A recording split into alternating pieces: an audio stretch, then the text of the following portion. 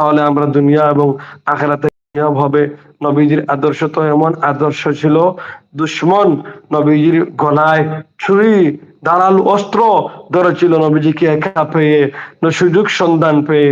তখন ও আল্লাহর রসুলকে জিজ্ঞাসা করেছিল, এখন আমার তরবারির নিচ থেকে কে আপনাকে মুক্তি দিবে? আল্লাহ তৎক্ষণাৎ উঠে বললেন, আমার আল্লাহ তিনি সৃষ্টি করেছেন, তিনি আমাকে রক্ষা করবেন। পরবর্তীতে দুশ্মনের হাত থেকে থরথর করে তরবারি কাপার ছুটে পড়ে গিয়েছিল, সেই দুশ্মন মাটিতে পড়লো। আল্লাহর রসুল তরবারি হাতে নিয়ে এবার তার গলায় ধরে বললেন, বলো তোমাকে কে এখন রক্ষা করবে? সেই দুশ্মন তৎক্ষণাৎ নবীজির চক্ষু মুবারকের দিকে তাকিয়ে বলেছিল, আপনি যে দয়ার নবী, মায়ার নবী, আমার বিশ্বাস আপনি আমাকে এখান থেকে মুক্তি দিবেন। আল্লাহর রসুল অত সুবর্ণ সুযোগ পেয়েও তাকে হত্যা করলেন না, ছেড়ে দিলেন।